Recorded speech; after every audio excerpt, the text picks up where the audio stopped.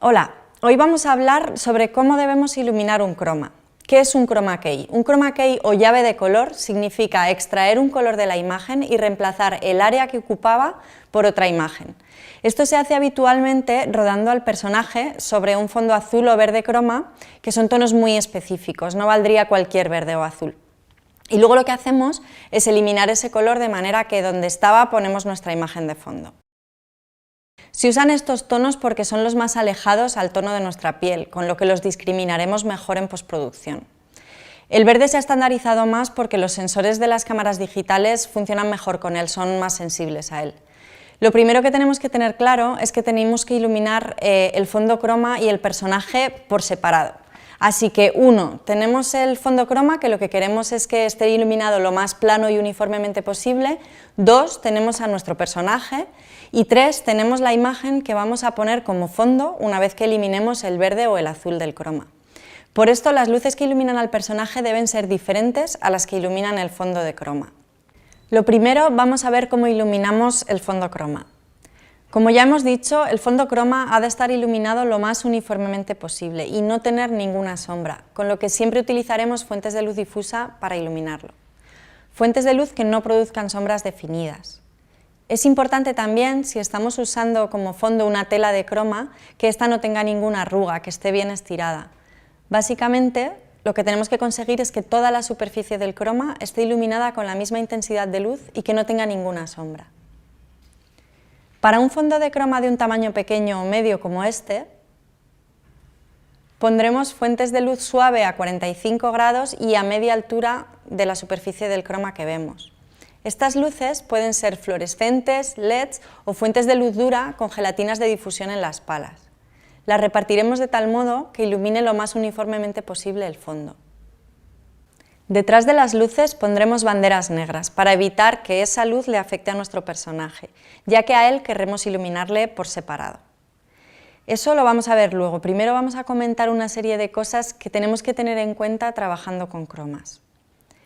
Cosas importantes cuando rodemos un croma. Separar al personaje del fondo. Debemos tenerlo separado al menos 2 metros del fondo y si podemos más, para que la luz que refleja el fondo no afecte al personaje y no lo contamine de ese color. Porque si esto ocurre, tendremos luego problemas para eliminar el verde o el azul sin afectar al personaje. Otra razón por la que el actor ha de estar separado del fondo es para que las luces que iluminan el croma no le afecten y al contrario, para que las luces con las que iluminamos al actor no proyecten sombras sobre el fondo. Evitar los bordes desenfocados. En la medida de lo posible debemos tener al personaje u objeto bien a foco para que sus bordes sean definidos y más fáciles de detectar por el programa que usemos para hacer la postproducción. No vestir de verde o azul. Si estamos rodando con fondo verde, no tener al personaje vestido de verde o algún elemento en cuadro que sea verde. Lo mismo si rodamos en croma azul, que no haya tonos azules en el vestuario, como por ejemplo pantalones vaqueros, etc. Evitar materiales que reflejen.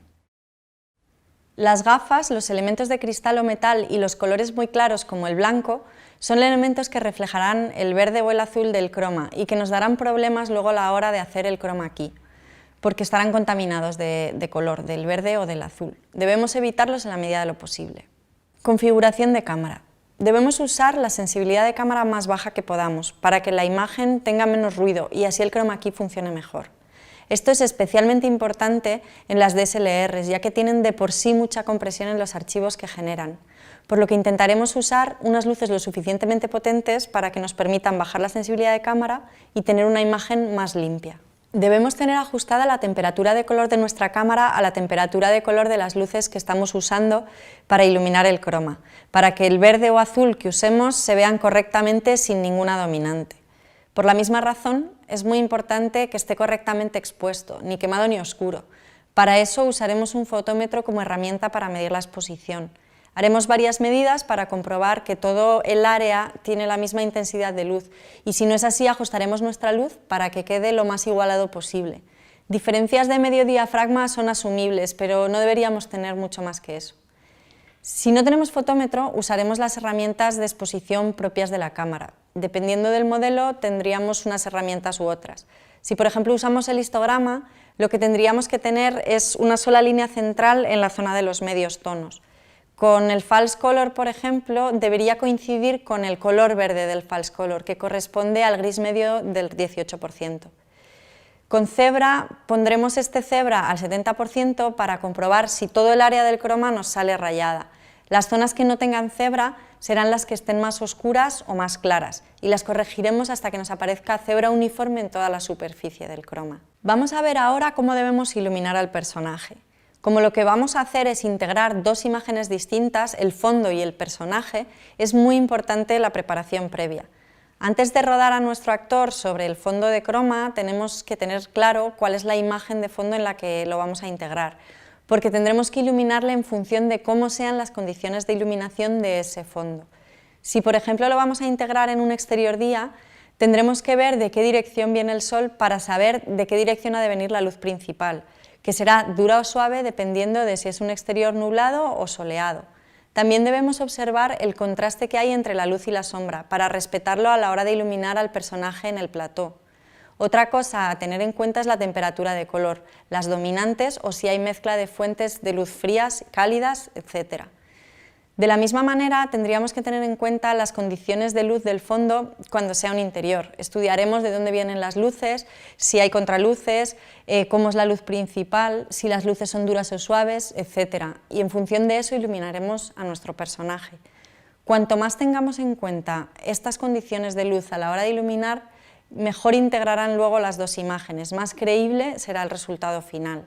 La altura de cámara, el diafragma y la focal que elijamos para rodar al personaje han de ser las mismas que usemos para rodar el fondo en el que luego se integrará este personaje. Habitualmente lo que se hace es apuntar estos datos para reproducirlos lo más fielmente posible. ¿Cuándo usar croma verde y cuándo azul? En función del vestuario del personaje o de los objetos que aparezcan. Si los objetos o el vestuario tienen que ser verdes, usaremos croma azul y viceversa. En función de dónde vayamos a integrar al personaje. Si es en un exterior día, lo rodaremos en verde, ya que los posibles restos de verde que queden en los bordes después de hacer el chroma key se disimularán mejor con el fondo. Si por el contrario lo vamos a integrar en una imagen nocturna o muy oscura, mejor usar el croma azul. En función del espacio que tengamos.